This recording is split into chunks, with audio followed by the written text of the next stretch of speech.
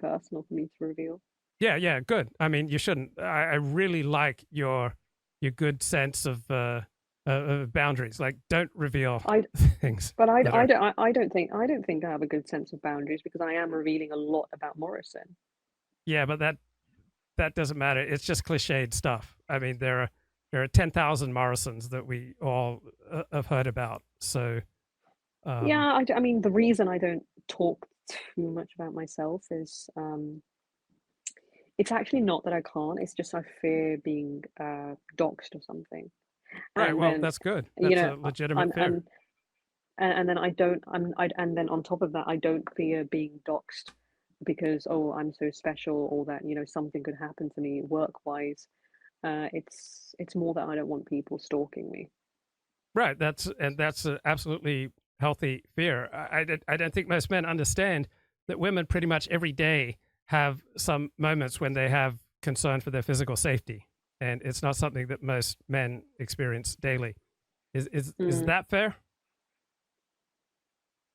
Well, I mean, I don't really get public transport anymore because I'm really creeped out by the sorts of people on British trains and buses, and What that have can been be your that. experiences on public transport in Britain?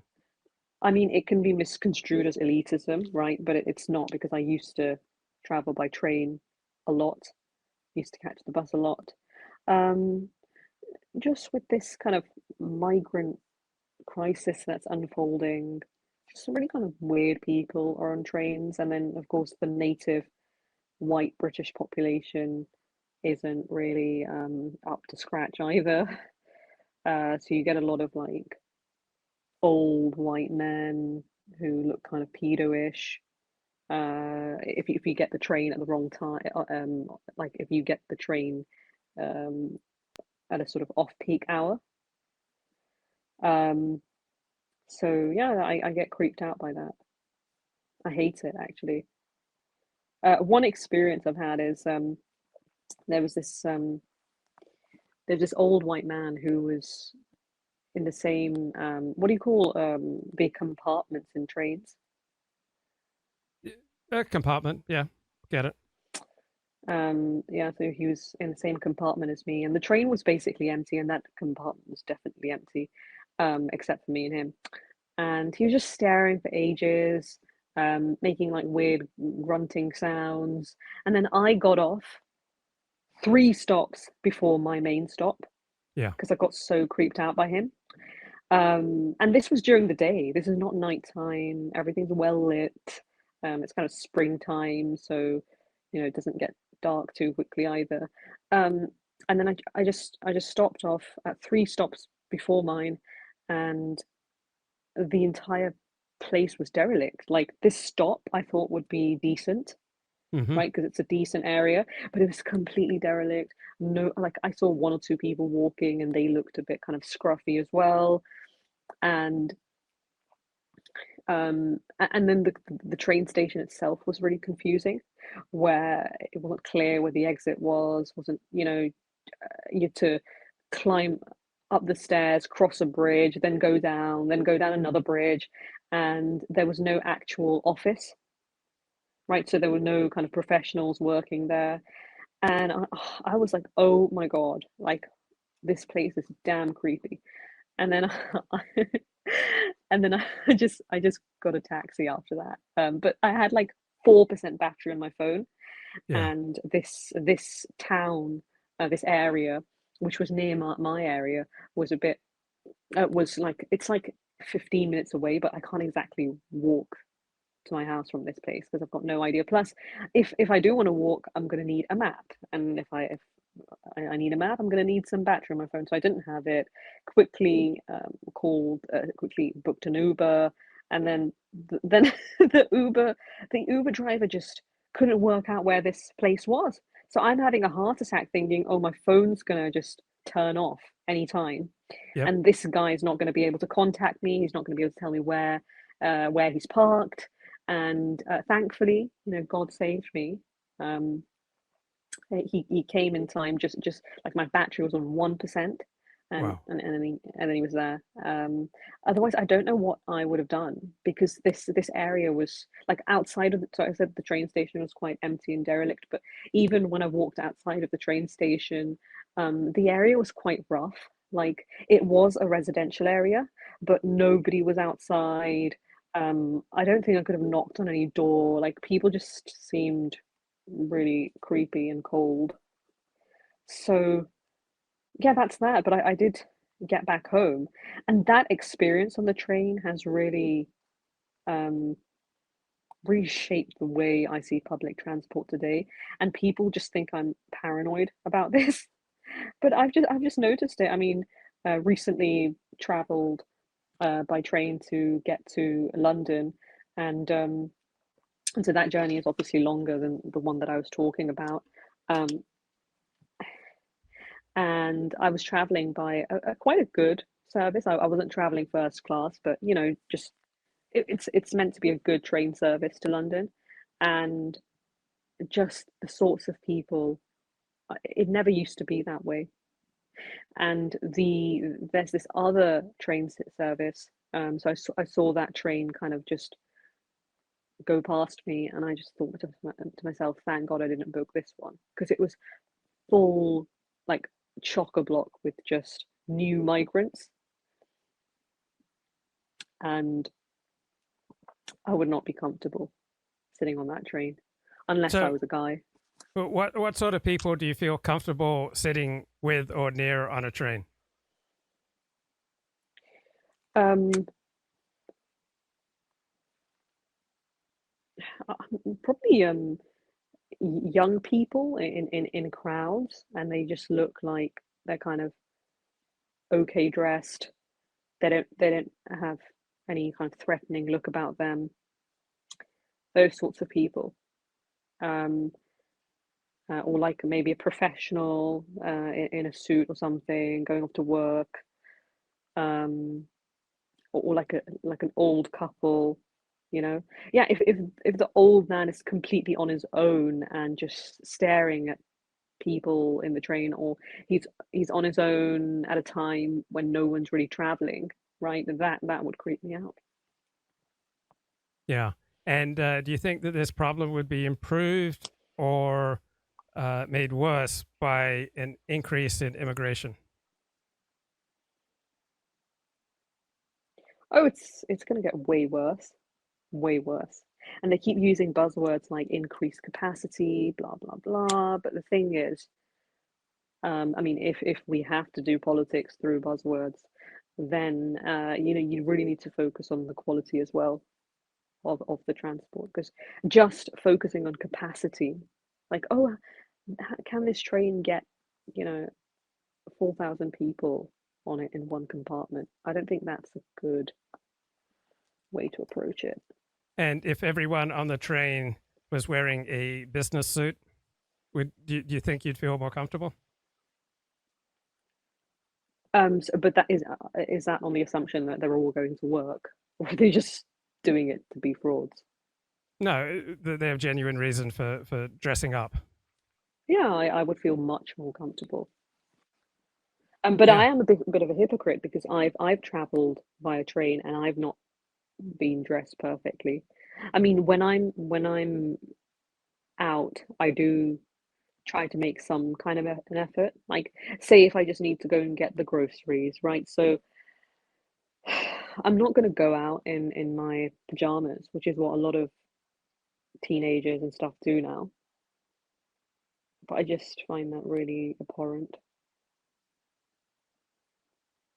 And what type of social or political or cultural or religious policies do you think might diminish these problems? The death penalty. Yeah. If you had a death penalty, look, realistically, the Western countries, UK, USA, these places are not going to be able to tell the leaders of POC countries, global South countries, to get their act together, right? They're not going to be able to stop uh, the populations, swathes of people from the global South countries coming over to the West. Then they're just not going to do that.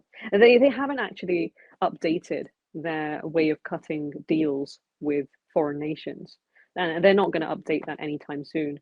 Like, given how many Pakistanis there are in Britain, one would have expected the Prime Minister to be negotiating serious contracts with the state of Pakistan, and kind of saying, well, we'll give XYZ amount of money to you if you can retain your population where it is and focus on developing your own country so that they don't all have to come over here, or we're gonna arrange a serious deportation policy with you. The problem with deportation policies is that like, for example, some of these grooming gang members, they were deported to Pakistan and then they just came back.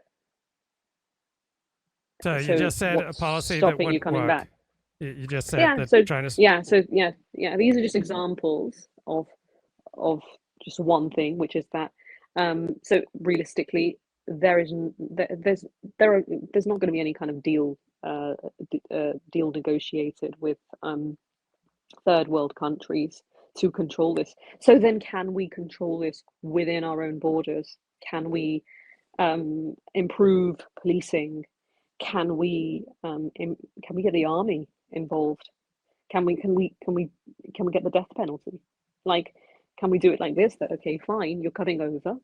However, you get two chances, right? If you commit a crime first time round, then you'll be put into jail. And if you commit a crime second time round, then I'm sorry, death penalty, depending on what that crime exactly is. But people talk about getting tough on crime, but they never get tough on crime, and they just keep repeating buzzwords. And I also think there's been a kind of dematerialization of the economy, whereby you've got two trends within that dematerialization process. One is the typical one that people talk about, that is financialization, and then the other one is everything just becoming comms, like communications based. Like, you could join the police, never actually have prosecuted anybody, but you could be just like collecting swathes of data and just kind of talking in buzzwords for the next 15 years of your life, and working up the ladder in the police service through that. So that is like, you are literally dematerializing an entity that is meant to be material, right? If you're going to stop crime, then it's, you're going to do it through, fine, I mean, collecting data, statistics, all these things are important. I'm not so cynical of these things, but when it gets to the stage where these things are interfering with actually combating crime, that's just insane. And you also have a kind of dematerialization of crime itself. So yeah, harassment is bad. You shouldn't go around, harassing people on social media or something, but the concept of like social media hate crime, that's just gone through the roof. And like, how can it be that a police force is prosecuting people for hate crimes at like this exponential level, and that when it comes to actual stabbings, they don't care? So everything is just becoming dematerialized, and I don't think that there is any solution, therefore. Okay, so I'll propose one, and you can give me reasons why it won't work. So my primary By the solution. way, Yes. I don't know if Dickson is here, and if you want to accept him. But Oh, yeah, let me look. I'd be happy to have him on the show, so feel free to forward him the link. He's not here, but if he shows okay. up, I'll definitely bring him on the show. But here's one thing that I would do if I had any power and influence. I would focus on the most disruptive people to public transport, and I would prosecute them. I would focus on the most disruptive people who are homeless. I would focus on the most disruptive drug addicts and alcoholics who are making the use of public transport unpleasant and dangerous. So I would Mm-hmm. suspect that there's a relatively tiny number of people who are ruining the experience for everyone else. And if we focused on getting those people off the streets, whether into prison or drug rehab or some sort of rehabilitation program, that we could dramatically, with relatively little cost, we could dramatically improve the quality of life on public transport. Mm. Well, yeah, I agree with you, but I was just presenting to you the constraints, the kind of economic constraints on having any kind of actionable policy. Right. Okay. I recognize the constraints, but what can we do? What are some things we can do? So I think it's obvious that you need to target the tiny number of people who are causing the most disruption. Like one person can ruin the vibe, ruin the happiness, ruin the feeling of safety in a train. So we need to target those people who are most disruptive. Yeah, but they'll the constraints of this situation, this solution, are that they will get lost in just collecting data about who those bad actors are, and then they'll just leave it at that. It'll take them, I'm telling you, it'll take them 6 years to collect the full data on this, and then once lots of people's lives have been harmed because of these bad actors, oh, then they'll kind of try and do something. I'm telling you, there's just no point of even thinking about this. I mean, I've worked it out now that why are we not getting any material progress in Western countries? And the reason is the complete kind of dematerialization of the economy. And of course, the internet is also a major part of that. People sitting online, having their kind of careers. No one wants to actually go out and work, physical jobs. Um, so yeah, you will get an uptick in crime, because actually crime will pay better for a lot of kind of low status people, because they'll think, well, oh, if I can make money selling drugs or being a hitman for some XYZ person, um, than doing a minimum wage job, even though that's what the migrants are officially supposed to be here to do, then you're going to have a problem. Like Okay. crime So, pays better than okay. minimum wage. Got it. So you are very attached to things are hopeless and there's nothing that can be done. You're very attached to that narrative with No, regard you're to you're your own you're life. putting You're it. very attached to that with regard to the wider world. What's the payoff for you in believing so strongly in narratives that everything is hopeless, all effort is hopeless? No, I'm just telling the truth. Why should I lie? Why should I make up like, oh yeah, we need to have this and we need to have that, but it's never going to happen. Why should I waste my time campaigning for, say, something like the death penalty? And by the way, NGOs in Britain do exist to campaign for that. Um, and what is the point of me doing that when I know that that's not going to happen? There are I don't, it's not that I'm hopeless, it's that I see major constraints that just cannot be changed. No, you're I'm just a hopeless because my constraint. question. No, my question was what can be done to improve the situation, and all you can talk about are reasons that nothing can be done to improve the situation. Nothing So I you already are said. very I said no. I said I agreed with your policy. I 100% would want that to happen. I 100% would want the introduction of the death penalty in Britain. um yeah, I would want these things, but I know they can't happen. So I don't believe in giving people false hopes, uh, which is why, I mean, if one gets their hopefulness or hope from religion, that is far more rational to me than kind of getting one's hope from uh, politics. so you rationally see that it's absolutely hopeless to improve the quality of life on public transportation in Great Britain. Yes, because no And one. I've analyzed this a lot. I have followed politicians.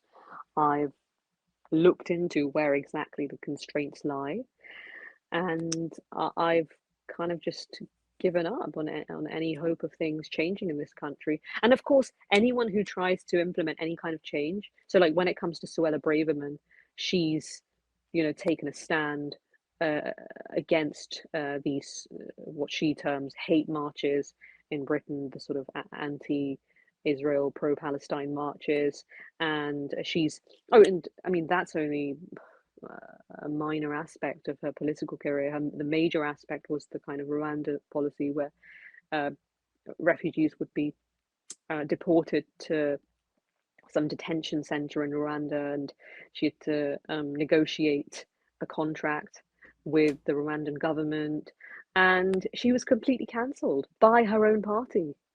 By her own party. Forget about the Labour Party or the left criticizing her.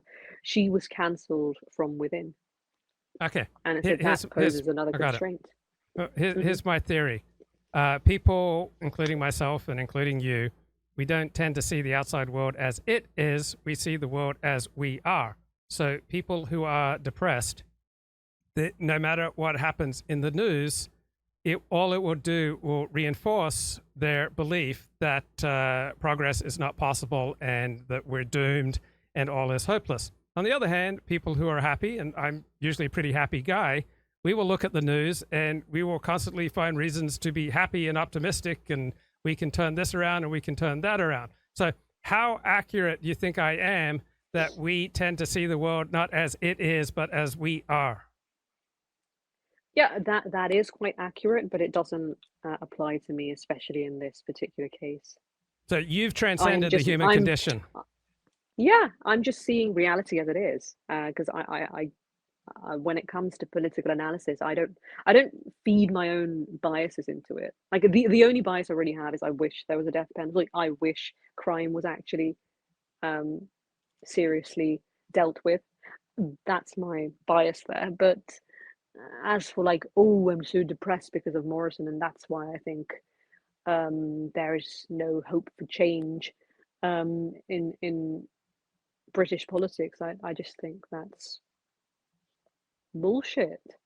I don't So agree you with notice no connection between your own self-efficacy and the way you view the wider society and what can be done with its problems. No connection between what's going on inside of you and how you understand wider society.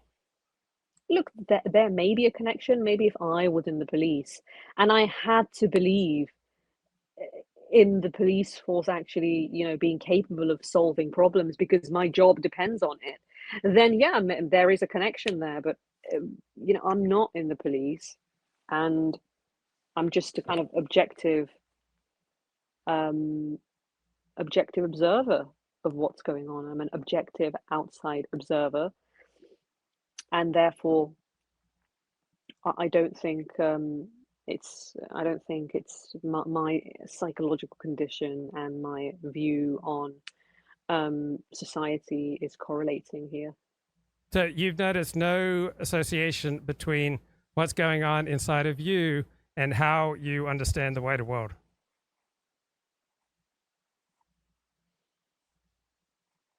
Well, it might be the other way around. I'm looking at the wider world and then getting depressed. Maybe that is the real root of the depression. Right. I'm looking at how genuinely you cannot implement anything. I'm looking at how many people are just enduring this cancel culture stuff, and I don't just mean the sort of right wing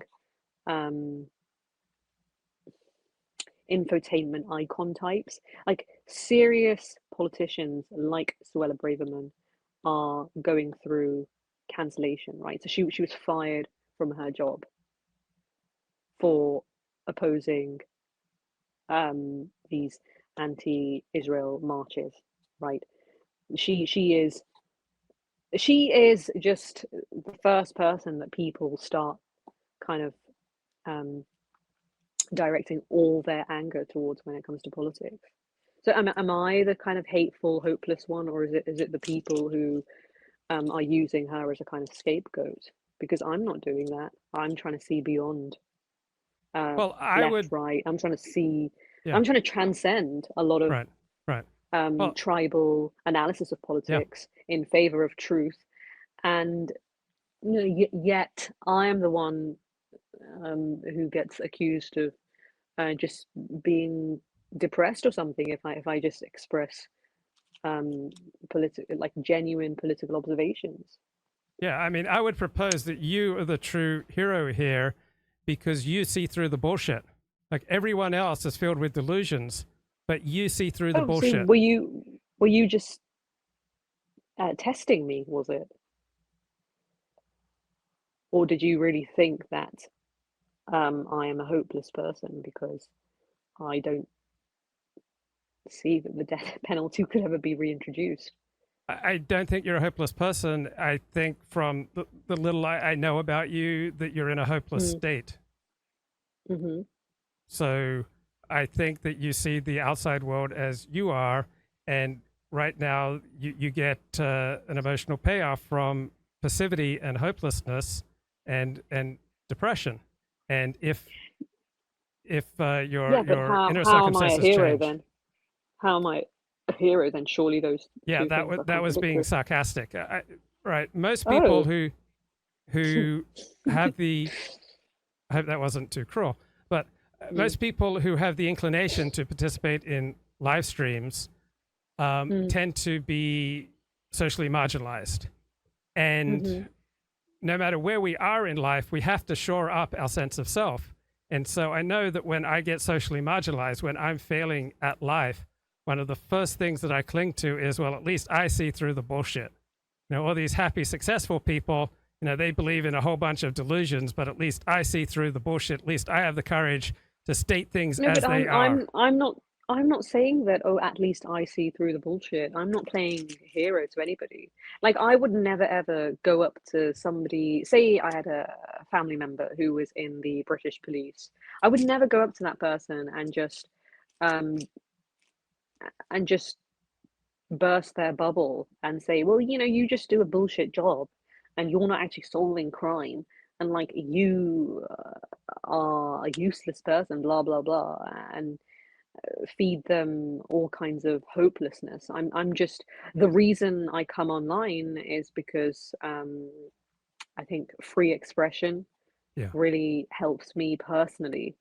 So, but I don't try and enforce that on other people. And I do have social skills and enough social awareness to not be somebody's anti-hero in real life. But you don't feel like you see through the bullshit? I do feel like I see through the bullshit. I think you That's do just for too. me. Yeah. Yeah. And I don't think there's anything wrong with that. Um, and I will continue to be this way. Um, I think it's very possible to see through the bullshit and still um, you know, progress in one's career and stuff. Once I get over this kind of Morrison related stuff, Do, do, I'm not hopeless about my future. do you think I it's for possible to some make reason, mm, progress in your life as long as you believe that society around you is hopeless? no, but it's not hopeless. It's just I think it's very possible to make progress in your own life if you have an objective sense of reality. Okay, so if your objective sense of reality tells you that meaningful political and cultural change in the wider society is hopeless, but you still believe that the individual who sees that clearly can still make significant progress in their personal life. Yes, because you know, if if somebody has a job that's basically a bullshit job, that bullshit job is still. By the way, that's David Graeber's term. I don't know Mm-hmm. if you know who I'm talking about, the late anthropologist. Don't know if I pronounced the surname correctly, by the way. Um, so yeah, if somebody is in a bullshit job, then yeah, it's perfectly um, yeah, being happy and earning money, etc., is perfectly doable for them. Do you think that I'm not somebody who rejects the notion of bureaucracy, by the way, or bullshit jobs.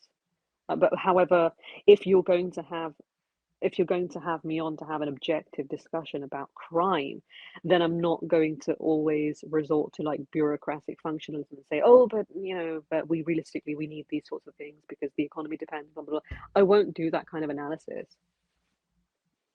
But let's get Dickson back onto the show. Dickson, long time no talk. I realize that you're just joining, and of course you have the right to remain silent if you so wish. But I value your perspective on things. What sort of wider social issues, whether cultural, political, have you been thinking about of late, Dickson? I'd say roughly I agree with Gazelle. I think more specifically, I think people are becoming more and more disheveled. At least if you go around London, if you go around where I live in Northampton, there's a real sort of lack of like sort of etiquette. And what I mean by that is we have a lot of bins and waste bins around here.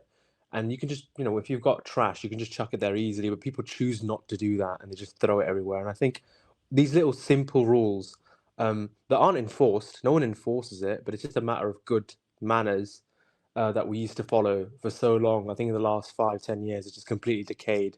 And I think I think that sort of in a very small way symbolizes a lot of the problems we have, at least over here in the UK. And is there anything, Dickson, that you think could improve the quality of life, for example, in public transportation in the United Kingdom? The death penalty. No, I'm kidding. I'd say it's very tough because it's very hard to enforce all these things. Because you have rules in place of how people should behave, but people choose not to. And I think at least British society, it's very like it's not strict on punishing anyone for this. Like you don't actually go to prison for doing something like this. You don't actually you don't even get fined really. Even though there's a fine in place, no one actually enforces that fine. And even if they did, I don't think it would change anything. I think a lot of the times people are hesitant because the people who are overstepping the bounds are like minors, or at least they're 16, 17, borderline, that kind of thing. I think what the UK should do in a very sort of inverse way is be very harsh if you're a minor and be less harsh if you're actually over 18. Even though that's the opposite of how we apply the law typically. I think honestly a lot of these issues, if you imprisoned, I'd say 5-10% more minors than you did before, and I don't mean like a harsh prison sentence. I just mean maybe 6 months, whatever. The threat of going to prison was there. It would fix, at least from where I see it, it would fix a lot of problems. What about the idea of doubling the punishment for behavior that damages the comfort of people using public transportation? Do you think if we doubled the punishment arbitrarily across the board for any acts that diminish the quality of life of people using public transportation, do you think that would make any effect? Do you know what? Maybe taking a black and white approach, and like you said, arbitrarily, like without looking at the degree of the violation, just saying automatically, just by committing a violation, you will have a harsh sentence against you and you'll be prosecuted.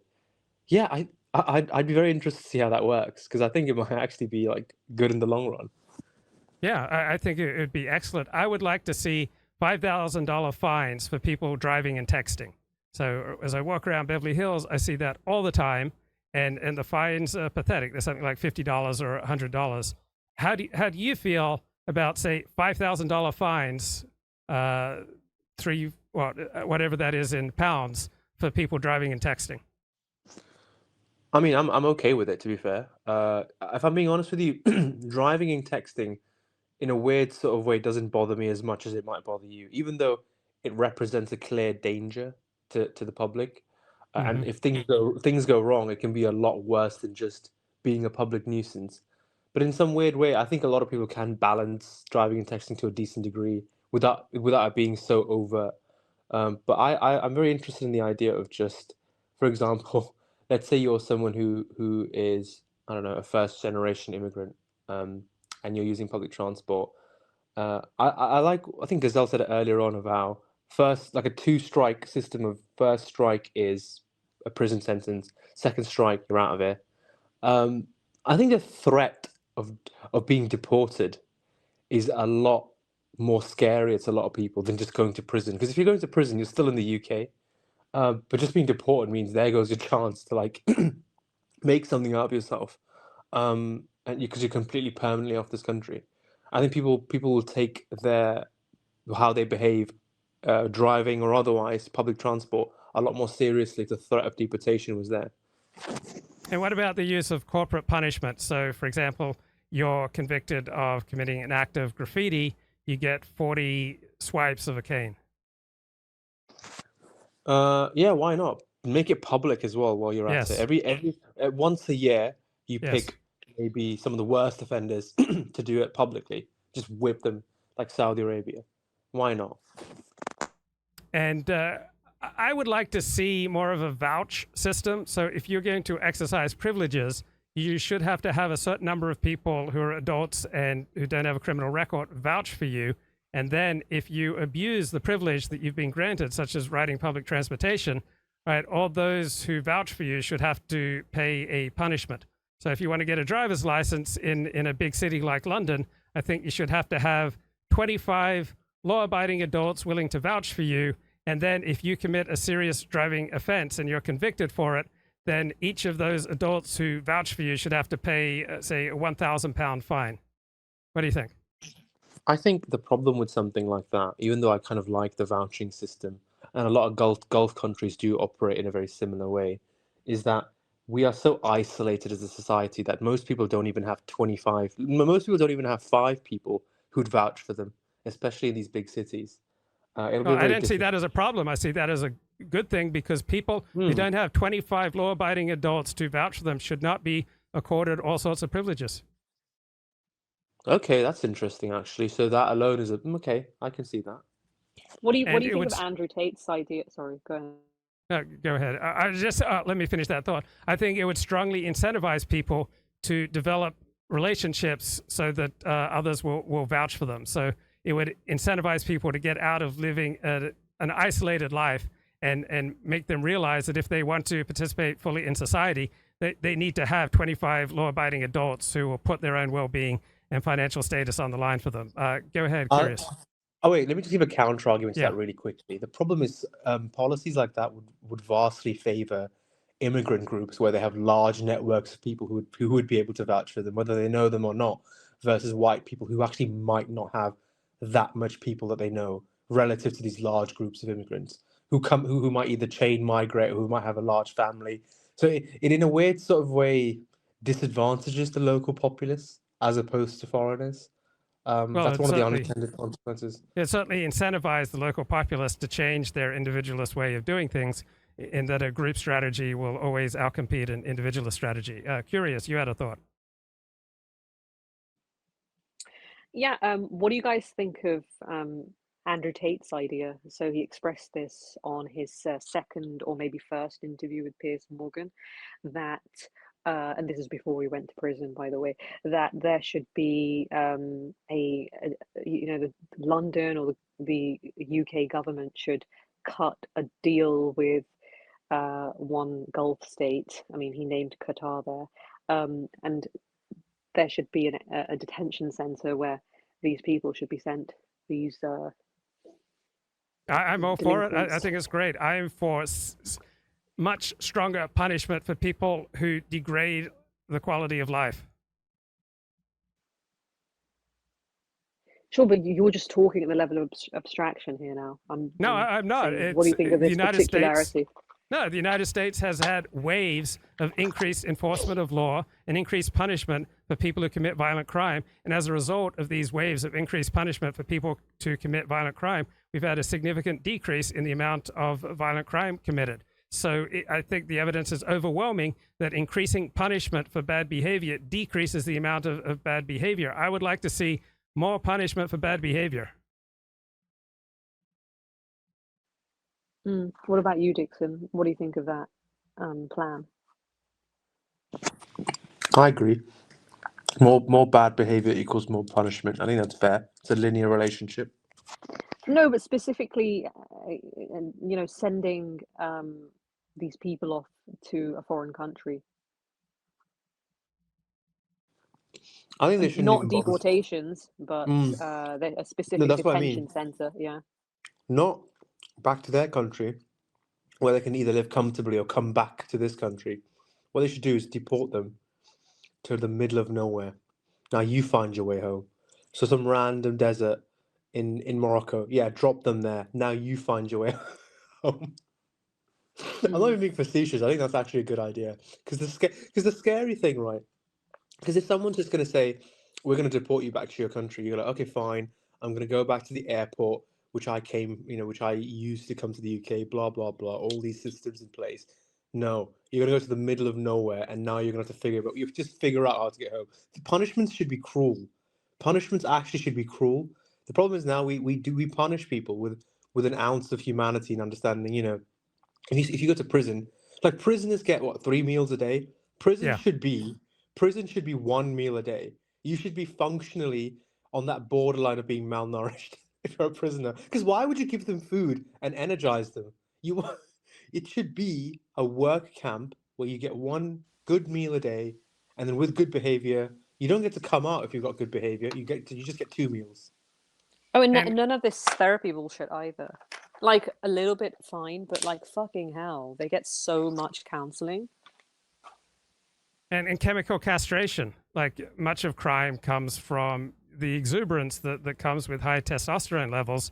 So once you start committing testosterone fueled crimes, I'm all in favor of chemical castration. Artificial Yeah, blockers for your I testosterone agree. levels. Something has to give. You can't import the third world and then just not, increase security, crime. Sorry, yeah, you can't increase security, can you? Dickson, what do you think about the general proposition that we don't tend to see the world as it is? We tend to see the world as we are, so that depressed people will find ways of understanding the world around them in a direction that all effort is hopeless, while happy, optimistic people will have a tendency to view the news and find opportunities for hope and progress. I agree with that overall viewpoint. I think, yeah, your overall internal state of being does affect your how you view the external world. I think that's almost a no-brainer. People who are very optimistic they view everything as rose-tinted glasses. That's absolutely a thing. I agree. So I had a therapist who said to me, I wonder if your politics are so radical because your life is so passive. And this is another direction. I notice people are incredibly passive with pursuing their own self-efficacy and developing their life. They're often the ones who are most prone to the most radical political solutions. Dickson, any thoughts?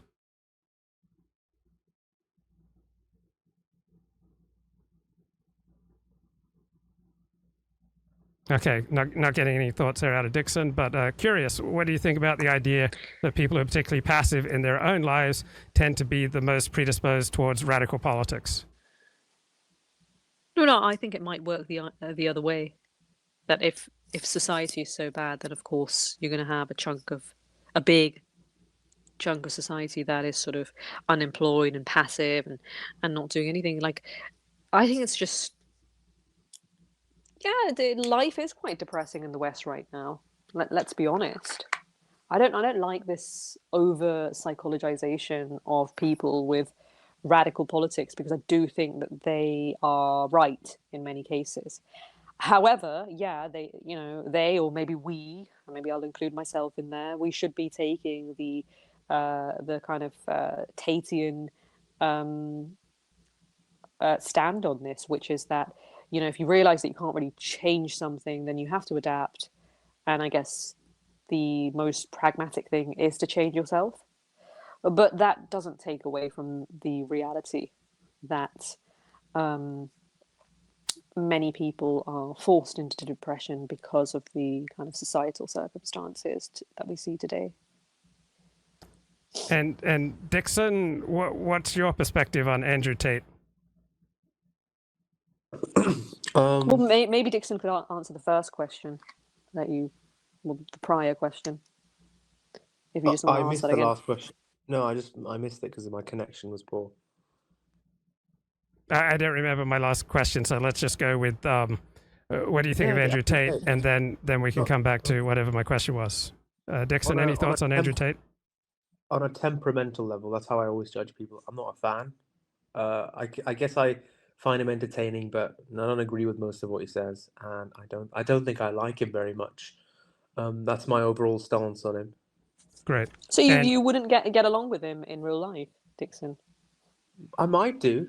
I think I you might get would, along with him, but and I that's don't the think that. temperamental analysis. No, no, no. I think I might get along with him, but I might not. I could still not like someone I get along with. Oh, the prior question was, do you think people who are passive in their lives, no, do you think people believe bad things about society, blah blah blah, is because they are passive in their lives? let me Well, which is the rephrase same. that. Yeah, My that was point an was awful something. rephrasing. Sorry. Yeah, I got it. So my therapist said to me about 8 years ago or 10 years ago, he said, "Do you think you're so radical in your politics because you're so passive in your life?" Any thoughts on that question, Dickson? Oh, that's very interesting, actually. There might be something to that where your political stances act as a form of escapism Yeah. if you live quite a passive life. Yeah, fair enough. Not all the time. No. I absolutely believe there are some people who've lived extraordinary lives, and because of that, they have very extraordinary political views. But you're absolutely right. If you live a very sedentary lifestyle, then you might just use politics as a way to escape. Yeah, but don't you think it could be the other way round? Like, isn't that just like a trite Everything's analysis? possible. I mean, you can have people who've lived ridiculous lives and they have really boring political views. Like they've seen so much or they've experienced By so much. ridiculous, you mean good or Like bad? like things that should radicalize them in one direction or the other, and still Yeah. come home and go, you know, middle of the ground, sort of not even really that bothered about politics. Because it depends on how you use politics. Some people don't even care, don't even really have a political viewpoint. They might even vote every now and again, but they actually don't have a stance. People in real life, at least most people I know, they don't form into a circle where you can say they're on the left end of the spectrum or the right end of the spectrum. Most people just have, it depends on the policy or depends on what you're talking about. But if there's enough apathy around, then people, regardless of their life experience, regardless of how accomplished or not accomplished they are, tend not to use politics as the avenue to take anything out. So, what do you think is a useful level of politics for a person to have in his life? And I'm talking here about a professional, someone who's a doctor, a dentist, a CEO, a university professor. We do have a doctor in the chat. Right. So that's why I'm directing my question towards Dickson. For your peers, Dickson, what is the useful level of politics in someone's life? What do you see as the range? Honestly, one that doesn't get you fired openly. I mean, ultimately, if you come out of here with some pretty strange views, these are professions that will punish you for it. And if you're self-interested in any level, you'd rather just not rock the boat too much. Unless that's genuinely how you feel, like you feel very strongly, such that to not speak about it is a betrayal of your own values, then yeah, fine. I'd say if you're a doctor, or if you're a dentist, or if you're a lawyer, whatever, understand that, maybe understand what policies or what sorts of people benefit your career or society in general, because these are jobs that the way society runs will affect how your work is. Sort of, for example, a much more socially degraded place will have a worse working environment for doctors because they have to deal with a much worse subset of patients. Same goes for things like lawyers. Same goes for things for a lot of public facing jobs. So understand that which policies and which people will represent a betterment of your environment or society, and then just support that openly or even covertly through elections or whatever, however you want, local or national. But you should understand and recognize what the problem is. Most people don't. That's the issue. Most people will say, most people are very reluctant, let's say, to blame the right sorts of people or the right sorts of incidents, and they'll just take it one day at a time. And that's actually, that sort of short-term thinking is what fucks you in the long run. I think screws you in the long run. Sorry. So, Dickson, I would propose to you that the adaptive amount of politics in a professional's life is pretty close to zero, because the amount of difference that you can reasonably expect to make in politics is almost zero.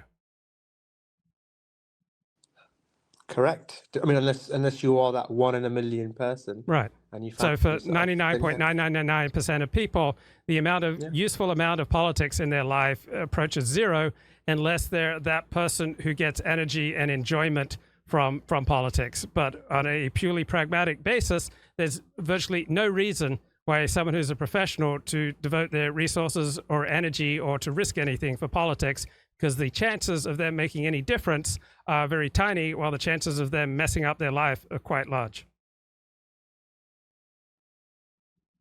Yeah, I think that's I mean, that's fair enough. I don't know what Yeah, Gazelle has to say yeah, about this. but doesn't that contradict your belief in the Schmittian political, that ultimately everything is political, or no? No, it doesn't, because while ultimately everything may well be political, what matters is the individual self-interest, and it's very rare that participation in politics aligns with someone's self-interest, because it just makes them more vulnerable and it distracts them from those realms of life where they can make a difference. Yeah, but isn't that a methodological error on your part, that you have dedicated lots of live streams to the philosophy of Carl Schmitt? You've talked about the political, this friend-enemy distinction, and how it's very natural for many different realms of human existence to become politicized, and yet you're resorting to a very kind of social science or like functional approach to things. No, I'd say it's the opposite. I'd say that my life bears testimony to how, if you're pursuing your pragmatic self-interest, particularly as a professional, that there's virtually no reason that you should pay attention to politics. I get great joy. I get great energy. I get a great thrill. I get a great challenge. I get excited about talking about politics. And part of my joy, excitement, thrill, and challenge is that I like getting down to the nub of clarity on these issues. And I think the clear answer is that for the overwhelming majority of people, more than a recreational amount of interest in politics is maladaptive. But don't you think that's changed in the last few years, maybe even in the last decade, because there's been so much activism in the West when it comes to free speech? And I'm going to use that really annoying word, the Overton window, because it's shifted. People can talk about politics in the workplace now, No, because it's still or like strongly everything against has become individuals' best interests. everything has become quite inherently political. Like there was a time when you could watch movies and there weren't like overt political references, but now, you know, everything is really When politicized. 1942, what movies are you watching? Yeah, I kind of just made a generalization. I didn't even watch that many Hollywood Yeah, if movies you growing see, up, if all the so yeah. people around you are engaged in maladaptive, self-destructive behavior, I don't see how it serves you to join them. Right? People who make a great emphasis on politics usually do so at the cost of their own individual well-being, unless they have that particular type of personality, such as what I have, that gets great joy and intellectual challenge and excitement from investigating and discovering these things.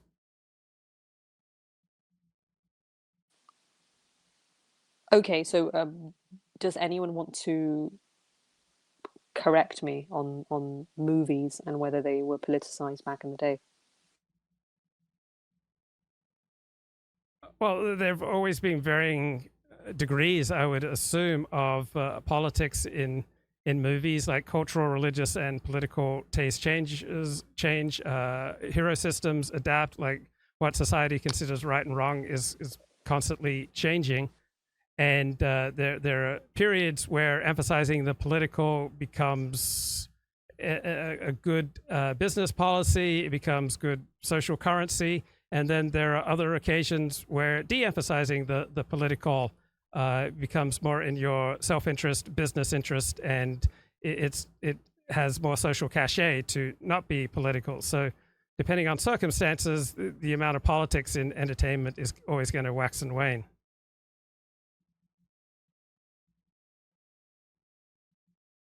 So you don't think Hollywood has become particularly politically activated right now, that everyone, nearly every Hollywood star is laughing as a bit of a political activist, especially with this Israel-Palestine stuff? I think that's probably true, but I don't think there's almost any significance to it. It doesn't change any minds. Like, people did not evolve to be gullible, and so all the Hollywood stars could campaign on behalf of the Palestinians, and it'll do the Palestinians almost no good. I would propose to you that it doesn't matter but it would how political it Hollywood would and impact, movies and TVs become. Sorry? it would impact the political discourse in America, though. So even though it may not have any impact on, the Israel-Palestine location itself, it will impact, the Democratic Party, the subsequent reaction from the Republican Party, or anti-Democrat activists. So it would do you not think seemingly impact it, but people are not going to make their voting decisions in the United States overwhelmingly about what happens in Israel and Palestine. It's completely irrelevant to the concerns of ordinary people. People aren't going to have their minds changed because celebrities or the entire entertainment industry came out as, pro-Hamas. It would make virtually no difference in the way that people think, and it wouldn't change in a significant way the direction of American politics. All it would change is the appearance. It would just change the shadows dancing on the wall. It would have no impact on the substance. Okay, but then you are resorting to the same so-called hopeless analysis that I gave regarding solving crime in No, the UK. not at all. I'm pointing out there are things that make a difference. I'm saying that, just communicating about things doesn't actually make a difference when it comes to crime. Enacting an actual policy would, but they're not going to do that. No, I think there are types of discourse. There are types of discourse that have an effect, and there are types of discourse that don't have an effect. What goes on in a foreign country has virtually no effect on indigenous people. Right? What goes on in England, Japan, Australia makes no difference overwhelmingly to Americans. On the other hand, a change in discourse, say with regard to premarital sex or same-sex marriage, or what type of clothing is appropriate to wear in public, I think that may have some impact on real-world quality of life. So you don't think that people in Minnesota are going to vote for Ilhan Omar because she's got, pro-Palestine, pro-Muslim rights sort of views? People who already have pro-Muslim, pro-Palestine views are going to vote for Ilhan Omar, and people who have the opposite are not going to vote for her. So to the extent that a politician meets the needs, concerns, and priorities of voters, right, to that extent, the politician will benefit. But the most glib politician and the most sexy Hollywood entertainment is not going to change a significant amount of lives, because we did not evolve to be gullible. Everyone's got really good instincts that help them not be manipulated against their best interests. Okay. Dickson, any thoughts? Well, my thought is, I don't think Gazelle buys that. I don't think she agrees with the gullibility analysis that you just did. I'm interested to see if she can expand on whether she agrees on that fully or not. What, that voters are not gullible? I think they are gullible. All the general principle that people have evolved. I think they are not go against gullible. their own self-interests. And also, I don't think it's just about self-interest. It's also because, you've got, like in the UK, you've got the first past the post system, right? So you don't want to you can't really vote for the candidate that you really think is going to be the best. You're just going to vote to stop the other party from winning, that sort of thing. Hey, can you guys carry this conversation for 2 minutes while I fill up my water bottle? Sure, yeah. Great, thanks. Well, maybe Sure, of course. We'll take a break. Doing it. You better not take a break. You've got to carry this show, the two of you. No, because... And now it's a heavy burden on your shoulders. No, because we can't do it without the host. True, that for is 2 minutes. Okay, yeah, we'll count to 120. Seriously, I want to take a break. If you can't hold the show for 2 minutes. Yeah, go on. Take a break. Go on. Then hold the show for 2 minutes. Carry on this conversation, please. Well, Dickson, how was your day? Mm-hmm. What have you been up to? Not much. What's this? The name of this stream is Decoding Destiny, aka Stephen Bunnell. Mm, Um, what did you guys discuss much of yeah. that at all? Or- Well, no, we didn't discuss much of that, but this is the second part of Luke Ford's stream on this topic. So he did a 4-hour stream on decoding Destiny yesterday, and he hasn't managed to finish it today either. So he will carry on tomorrow or whenever he wishes to stream again. But this title, what it refers to, is a podcast called Decoding the Gurus, and it's run by an academic called Chris Kavanagh, who sort of analyzes all of these Jordan Peterson type gurus and thought leaders that have emerged online. Mm, And he comes at it from a very academic perspective.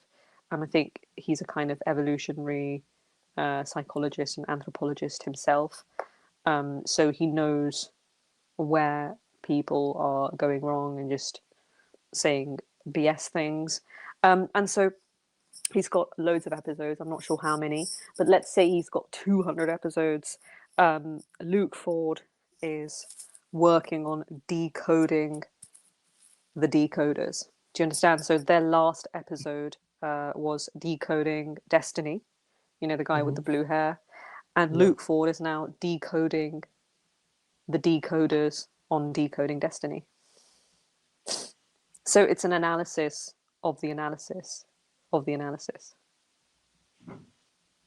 Brilliant. Luke is reviewing a podcast, and that's his kind of recent endeavor. Fine. So this isn't like a roast or whatever of Destiny of Stephen Bunnell. No, it's not a roast. Luke Ford is quite a serious thinker, No, I uh, know. I agree. and he'll incorporate stuff from his personal life. He likes to talk about his narcissistic personality disorder, his talks with different psychiatrists and therapists, his exes, and how, you know, some of his exes used to have really big boobs, and Okay. he was talking about how Edward Dutton is this so-called crank. He's not really a crank, but you know, he kind of presents himself as a crank. He's a crank kind of evolutionary psychologist, and he claims that women with bigger boobs, they are better lovers than they are mothers, and that it's the Hmm. women with the A cups that are better lover, better Well, I mothers. fucking hope so. No, no, no. No. And Luke Ford agrees with that because in his life, um, he's had quite a few relationships, and the women with the bigger boobs have been kind of Mm, more, you know, they've been more loving, but they've also been more demanding and less kind of motherly. mhm. Um, so yeah, Oh, it's a kind of recurring feature of his live streams that he'll take a serious topic. So the serious topic in this case is decoding the decoders, and then he'll also talk about he'll incorporate stuff from his personal life, and those stories from his personal life are quite repetitive, but not in a right. bad way. He weaves them in a very relevant manner. So even though he'll repeat the same story, but he'll make it highly relevant to the actual topic at hand. Okay, of course. And what else? Oh, and he's a practitioner of the Alexander technique, which is this kind of, I don't know if you've heard of it, but it's this exercise program that works on your posture. And Luke Ford has been kind of trained to be a kind of coach in the Mm, Alexander technique. So he could perhaps give us some tips in a bit. There are some videos lurking online of Luke Ford kind of practicing the Alexander technique with a what would you call it? Clients. I don't Yeah, client. That's clients. it. Yeah, Sorry, students. Yeah. Thank you. students. Excellent job. Thank you for providing the explanation. Thank you for I mean, summarizing what I'm attempting I to do. just wanted to add one more thing. Yes. Another recurring feature of Luke Ford's live streams is him incorporating his 12 Steps program because he was a kind of recovering alcoholic at one point in his life, if I'm correct. No, never substance or alcohol, but various disabling emotional addictions with regard to love, romance, sex, earning money, this saving is it. money, My mind can't handle repetition to such a great degree that I don't even remember what the repetition is properly. So even though you've repeated this loads of times, I still think it's because you went to AA and you're a recovering alcoholic. Yeah, but sorry, you can clarify again. Yeah, AA is the grandfather of 12-step programs, but now there are dozens of 12-step programs that just focus on emotional addictions, maladaptive compulsive patterns of behavior, as opposed to substance addictions. So substance addictions are things like alcoholism, marijuana addiction, cocaine addiction, meth addiction, heroin addiction, and then process addictions are people who are addicted to shopping, to maladaptive relationships, to hoarding, to debting, to underearning, and the like. Dickson, have you ever felt yourself in the grip of some sort of maladaptive emotional compulsion? Maybe. See, nothing to do with substances. I don't really consume anything like that. But maybe, like the emotional, it can be very certain emotions or certain people who bring out certain emotions in you can be quite addicting, for sure. But I think those are pretty relatively easy to get over. If you're, because what it is you're having too much fun in your addiction. Once it stops becoming a bit of fun, you will just get tired of it, and it becomes more easy for you to rationalize yourself out of it. So when you say it's very easy to get over, are you speaking for yourself or are you speaking for the rest of the population? I have to assume for something like 90% of the population, this should apply. And yet millions of people are stuck in these compulsive emotional addictions and they don't find it easier to overcome them. So how would you understand that? I think they're having too much fun in their compulsions, and also they don't have anything. Do you know people stuck in negative emotional compulsions, and you look at them and think, "Wow, they're really having fun"? Yeah, I do. I think there's a lot of fun people have in their own misery. Absolutely. Some people even romanticize their misery. Are you talking about me there? No, not you. Yeah, but I want you to put me into that paradigm. Well, I mean, what else do you have if you don't have your own miseries, Gazelle? Otherwise your life is just sort of boring. Right, people build a monument to their misery. I mean, what else do you have, though, other than that, realistically? Well, wait, can I just add one more thing before I have a spaz attack? There's one more thing that Luke Ford incorporates into his live streams, and that is his conversion to Orthodox Judaism.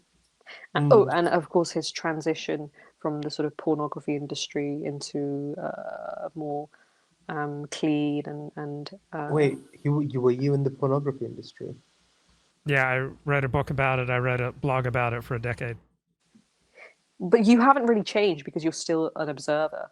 You know how Steve Saylor has written a book called Noticing? That is you, Luke Ford. You notice things and then report them. Sorry. But what exactly were you reporting on? Like, were you watching porn and then just reporting on no, I wasn't reviewing pornography. I was reporting on organized crime in the industry. I was reporting on HIV transmission in the industry. I was reporting on, murder and suicide in the industry. I was reporting on technological trends that then translated to other parts of the economy. For example, the business trajectory of the pornography industry and the business trajectory of the news industry are virtually identical. So both journalism as an economic model is essentially dead, and the traditional pornographic business model is also dead. But you are alive. I'm sorry? But you are alive. I am alive, thank God. Can you read us a passage from your book? Oh gosh. Please. Could you read us the introduction? Just like the introducctory, 2-3 paragraphs. Okay, you'll have to carry the show for another minute or two while I dig up my book. Okay. What do you think about Luke Ford, Dickson? What is your He's all right. character analysis so far? I think it's pretty good. It's pretty interesting. Character analysis of what exactly, though?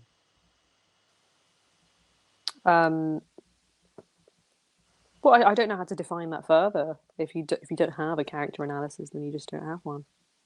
Oh, you mean what's my analysis of his character? Is that what you're saying? Yeah, like what kind of, not character as in if he's a good or bad person, although you could talk about that as well, but like what kind of person is he? What sort of personality does he have? Does he remind you of anybody? What do you think about this sort of thing that he's doing, live streaming nearly sort of every day for 3-4 hours? Would you say that that's eccentric, or do you think it's actually quite rational within the context of his life? I don't know. Does he? I don't know him enough to make this judgment. But does he have some sort of meditative purpose for doing this? Like, is it therapeutic for him to do it, or is there a Well, goal yeah, orientation? I think it's to reach intellectual clarity, and it actually helps him stay away from vices. So he will spend, you know, I think he could potentially spend up to 6 hours in a stream on average. I'm not just talking about the stream itself, but also like the lead up to the stream. So he'll like read things and collect articles, and then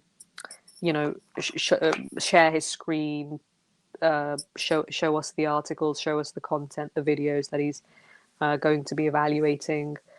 Yeah, so he's.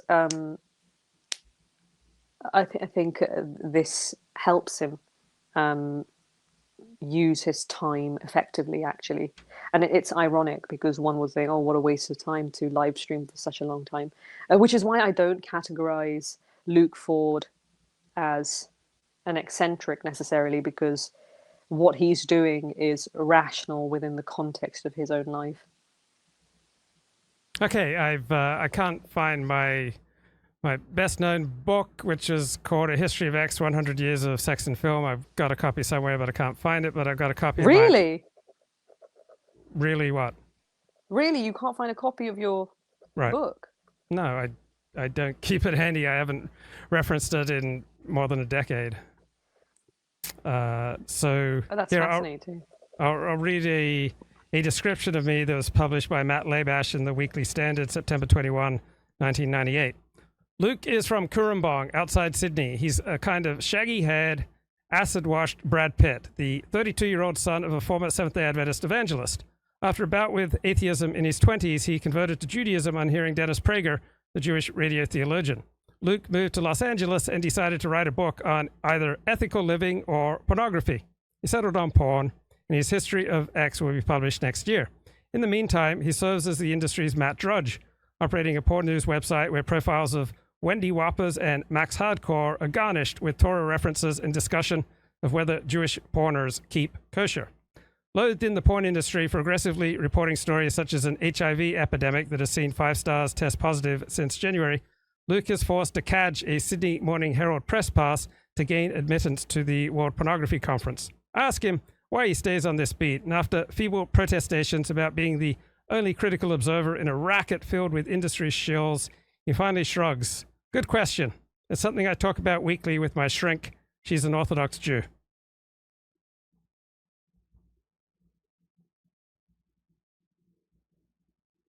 Wow, we lost Dickson. Wow, I offended him. I don't think you offended him. Maybe he had connection issues. Yeah, I'm kidding. Not everything's personal. Well, I can't tell when you're joking and when you're not joking. That's quite interesting about Luke. People say that about me, right. But I think I have more of an indicator in my voice when I'm joking. Also, there's a lot of times where I just start laughing at my own jokes, and then people very obviously know that I'm joking. But how do you?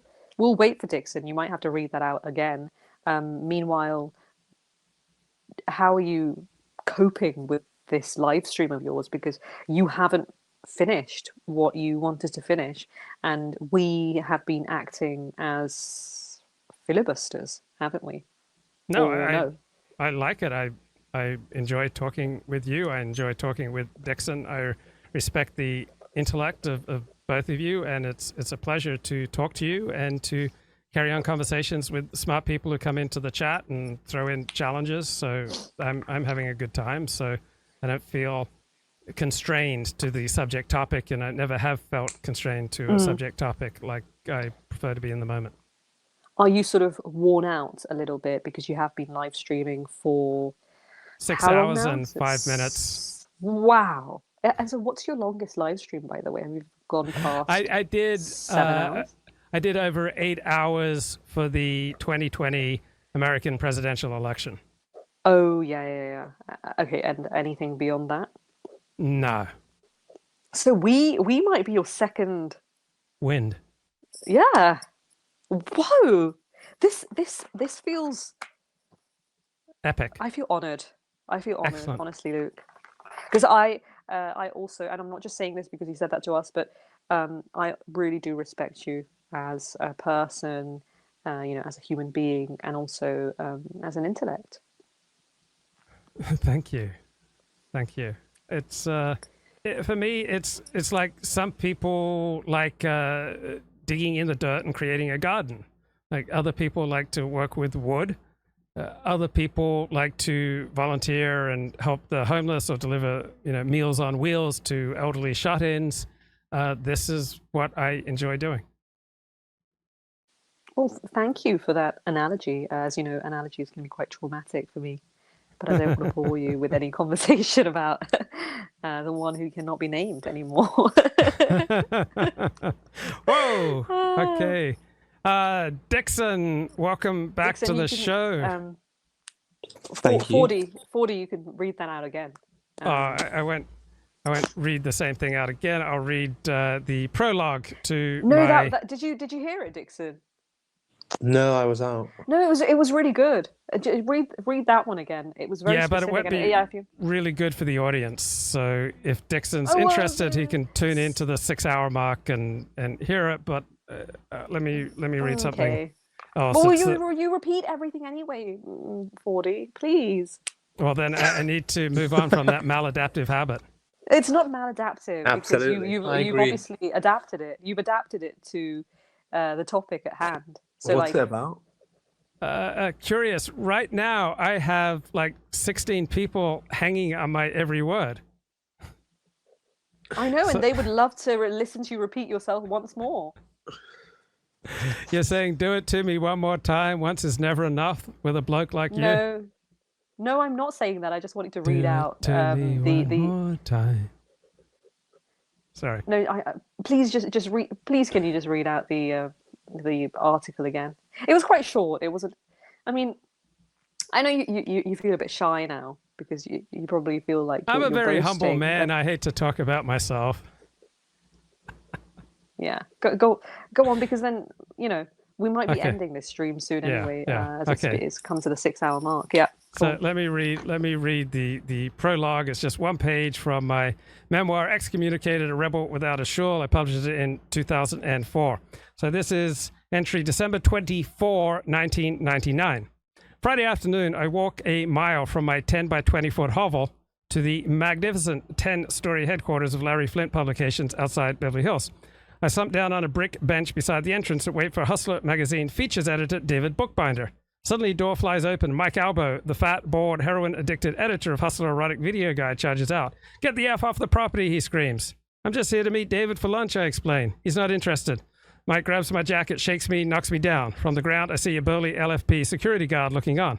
I pick myself up and scurry over to the sidewalk, hoping Albo will leave me alone once I am on public property. He doesn't.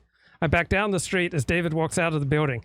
"Come here, you pussy," yells Albo, his round face contorted with rage. I can't help smiling. People stop to watch. Men in a car cheers for a fight, but I have no stomach for it. My last fight was in 6th grade. I lost. Although Albo is a tubby 3-pack-a-day smoker, his homicidal anger scares me. He picks up a metal chain and swings it above his head. "You want to die, or do you want to stop writing about me?" I say yes, unable to stop grinning. "What are you smiling about? You think this is funny? Do I amuse you?" He lunges for my neck and smashes my head repeatedly into a light pole. My life flashes before my eyes. End of prologue.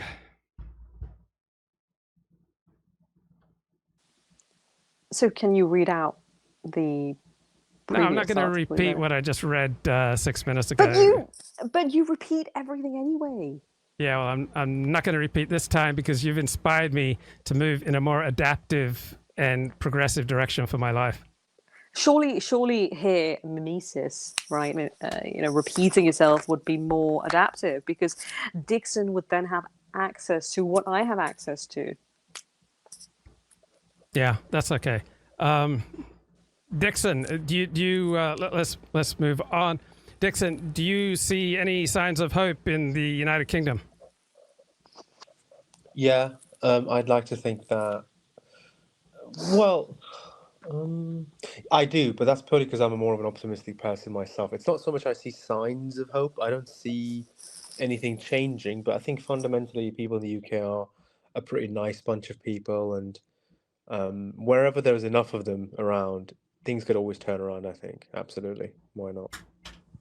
So, in large part, it sounds like underneath your words, you feel hope in large part because you are helpful about the direction of your life. I mean, absolutely. That's where all my thoughts and emotions come from is fundamentally internal. I see the external world and I see it for what it is, but depending on what I'm doing and what I'm feeling, that changes. So things can be going really poorly outside, but if I'm feeling good inside, then I'm very hopeful, regardless of what I see.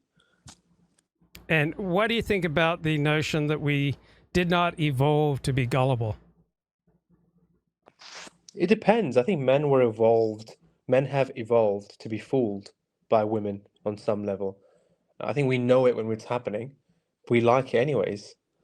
So I don't know. I don't necessarily buy on a social level that we've maybe thinking about it in the sense of evolution or change is wrong, but maybe it's just I think people almost in some level like or want someone to trick them into something. And curious, what's your perspective on the argument we did not evolve to be gullible? I disagree. I think we evolved to be gullible, which is why religion is still very important. And how much, for example, does the entertainment industry change the way people think and value different political directions? Curious, any thoughts on that? How does the entertainment industry do what? Sorry? How significantly does the entertainment industry change people's values and how they think about the world in political and cultural terms? Well, because most people don't think, so they are very prone to indoctrination from the entertainment industry. And Dickson? Sorry. No, that's all I have to say anyway. What was the Dickson? question again? Sorry. How much does the entertainment industry change people's minds about politics, about morality? Morality, not so much, because what you are on the inside is what you'll remain forever. But politics, maybe. I mean, ultimately, if you think of politics as a series of trends, and if you believe that the entertainment industry can affect that trend, then you absolutely think that you can affect people's politics. So yeah, so the answer is yes. But how significantly? 1%? Do you think it makes like a 1% difference in political voting patterns? A 0.1%? A 10% difference? No. I think that it's a very real effect, but it can be very negligible. So let's say a 5%. 5%? I mean, that's huge. Well, How is it huge? How is 5% huge?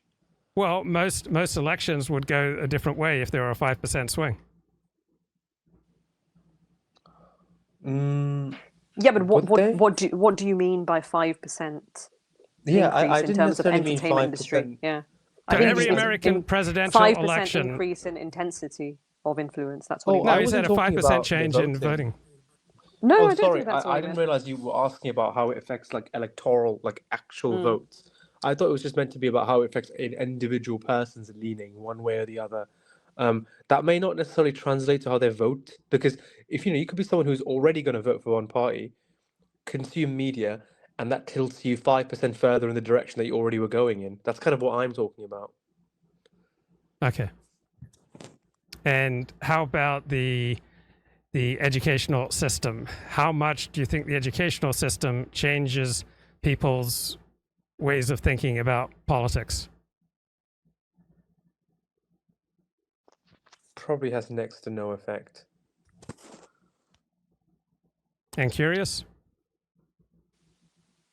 Oh yeah, I think it's got a big effect, but not educational system as in directly coming from your teachers. Like say if your teacher's left wing or something and she's talking about everything from a left wing perspective, that's not going to influence you, but your peers will, right? So Basically, if you're surrounded by a certain yeah, group of people, yeah, and you had to spend your formative years with them. Yeah, that would definitely affect how you think in your later life. But and the so that's same with I the agree with entertainment that. industry there. I thought you meant more like how much does the education itself that you get affect. I don't think that has any effect, but the environment. If you're in school or in your college, that is an environment. Depending on whether you go to a good one or not, that affects how you think. What do you think, Luke? I don't believe that the education system changes people's political preferences because we did not evolve to be gullible. Therefore, we cannot be propagandized in a way that contradicts our own sense of our interests. Well, you're very sort of hell bent on that point. That's very interesting. I am.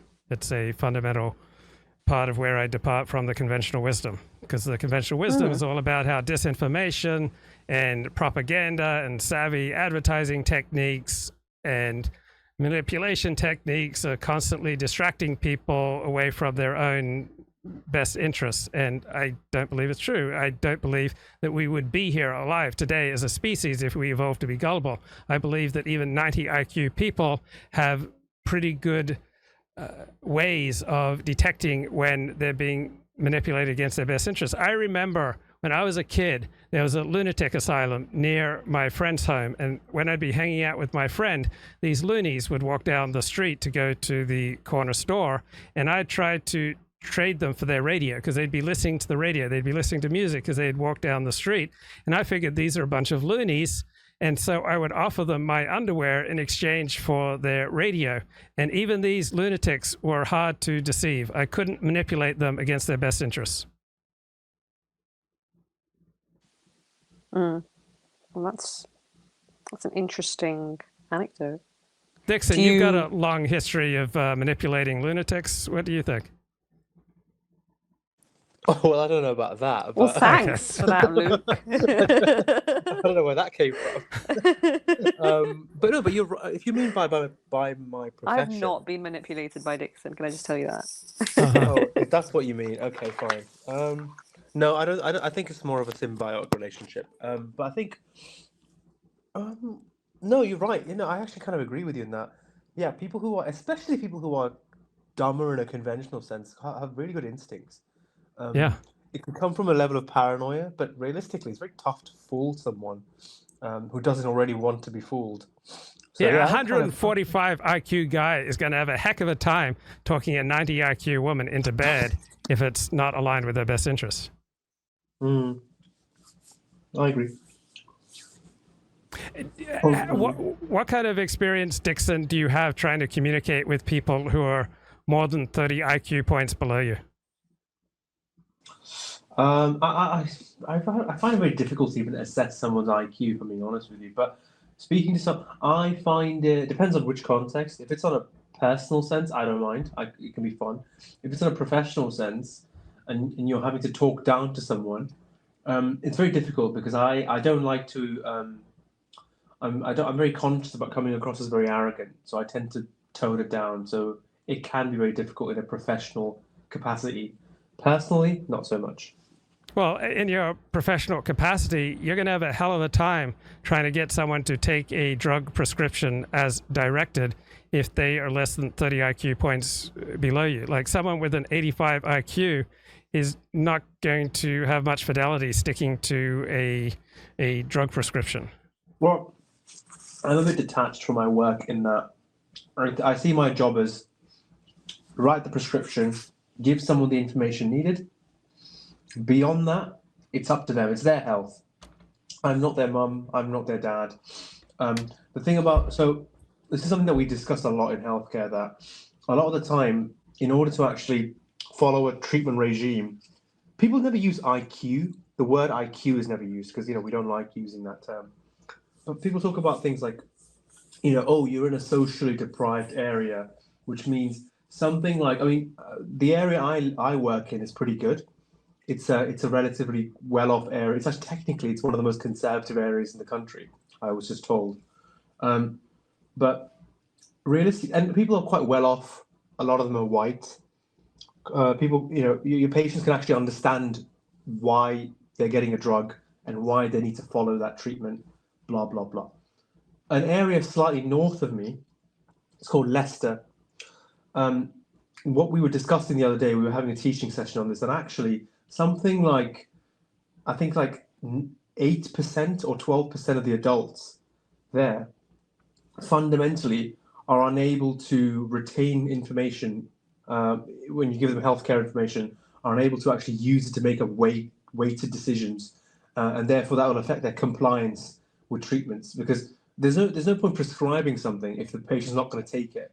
Ultimately, the best drug is the one that the patient's most likely going to do and use, and something like 1 in 10 or one in 12 patients or something are actually unable to actually follow through with that because they can't even because to do that you need to have some basic understanding of maths. You need to understand how dosing works. You need to understand why taking half a pill is different from why taking 2 pills.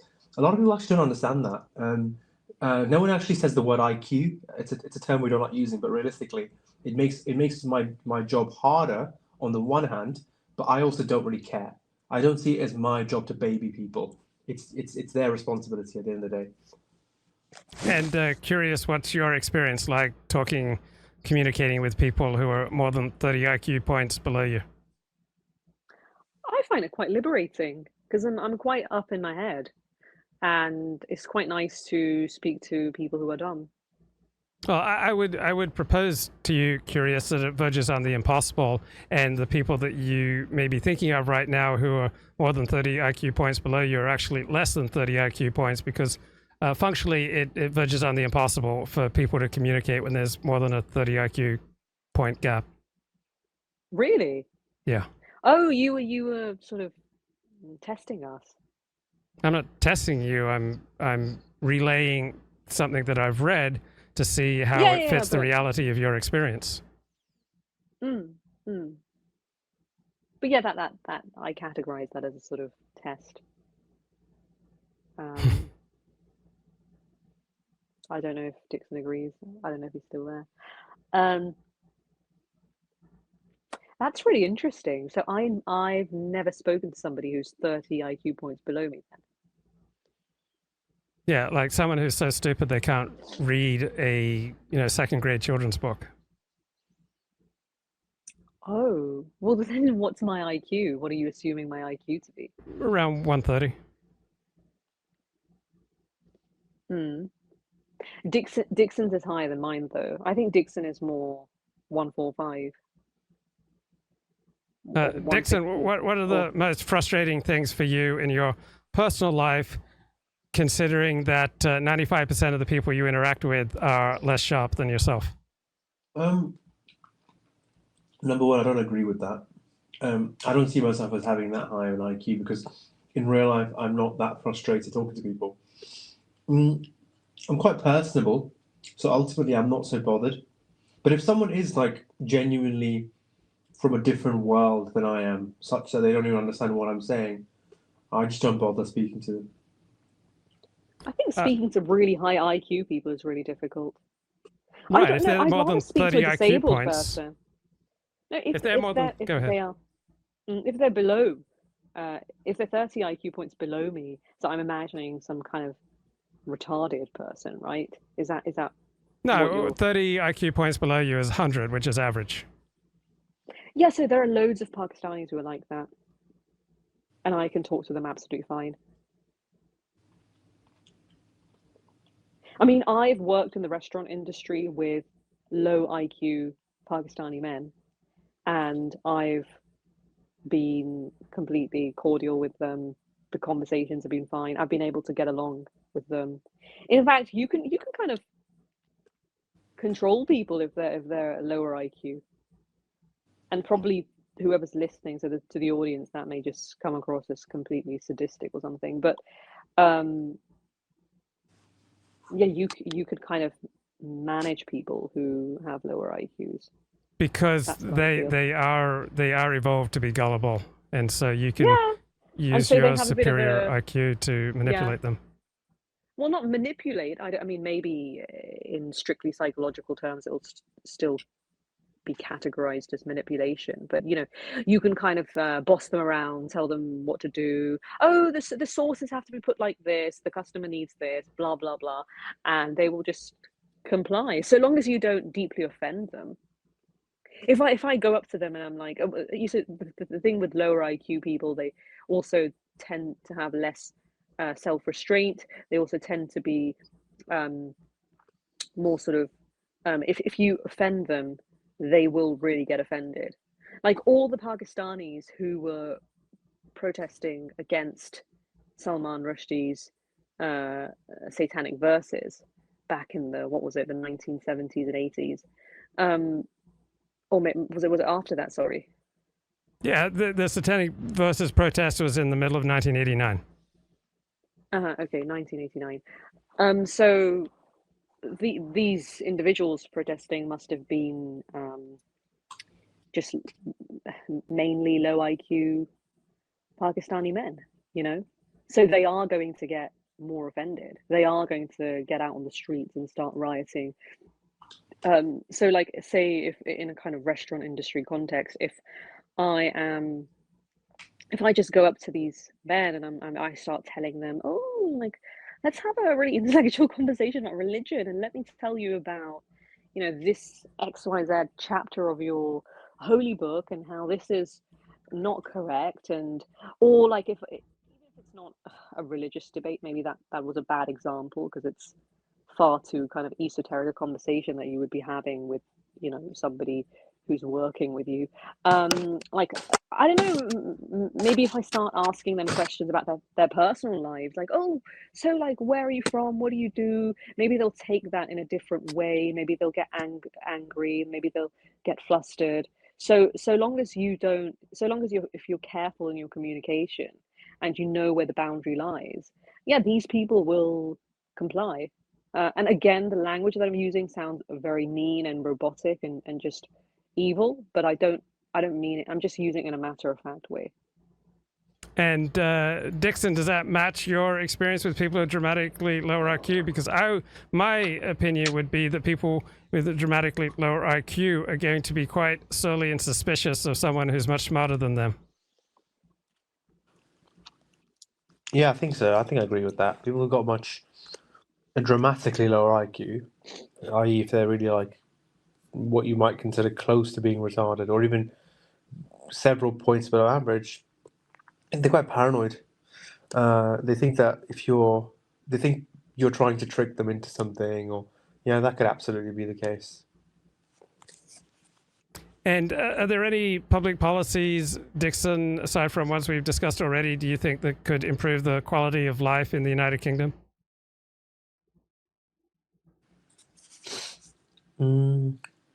Oh, public policies. I don't know that you can have a public policy that fixes this issue. It needs to come from on a societal level. No, any public issue. Is there any pressing public issue in the United Kingdom that you think a change of public policy could improve? Littering. I think, simply just making it harder to get into this country probably will fix a lot of their issues. That's all about it. That's about it, really, I can think of. Okay, I'm going to wrap up the stream for today. Dickson, any final words, anything you want to add? No, good. It was a good stream. Thanks for having me. Thank you. Thanks, Dickson. Curious, anything you want to add? Any final words? I just wanted to tell Dickson that I forgot one more thing that Luke Ford incorporates into his streams, and that is references to Dennis Prager, who runs Prager University. And I always find that really fascinating because he does a full-on like personality analysis of Dennis Prager and relates it back directly to the topic at hand, and never kind of deviates from the topic. And yeah, so thank you so much, Luke. I understand that I may have bored you in some parts with my conversations about Morrison, but you're an amazing person. It was really fun to speak to you tonight. Thanks, guys. Take care. Bye bye. Okay, good night. Bye.